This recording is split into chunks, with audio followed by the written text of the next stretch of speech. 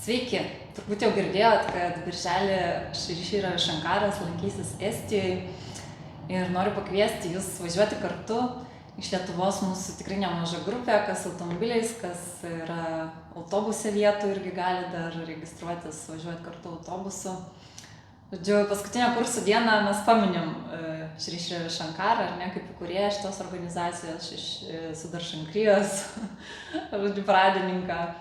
Tai ar įdomu pamatyti jį? Man tikrai buvo įdomu, kai pirmą kartą važiavau, ir buvimas šalia tokio žmogaus, nušvitusio meistro, jis tikrai labai pakylėja ir labai įdomu pamatyti, pastebėti, kaip žmogus iš tikrųjų gyvena visomis tomis žiniomis ir tiesiog įkūnija, įprasmina visą jogą, visą išmintį.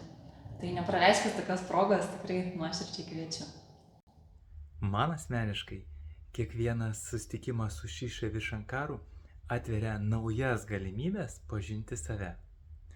Tai yra unikalus, neišsenkantis energijos ir įkvėpimo šaltinis.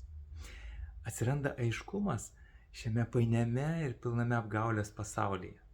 Jau 15 metų aš stebiu tą unikalų paprastumo ir begalybės derinį. Ir jis nenustoja mane stebinti. Nekantriai laukiu susitikimo su Šri Ravišankaru Estijoje.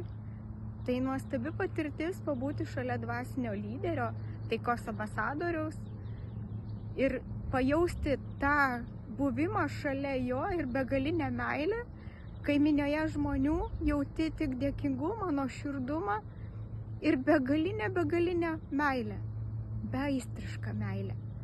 Tai prašau prisijungti visus.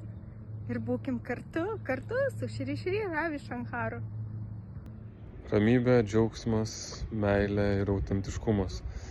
Tai aš taip apibūdinčiau kiekvieną susitikimą su Šri Ravišankaru.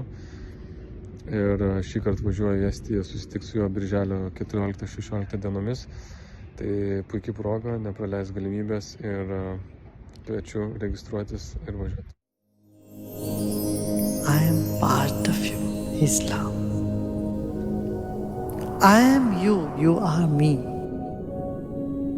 This is the slogan of love. This is the slogan of love. This is the slogan.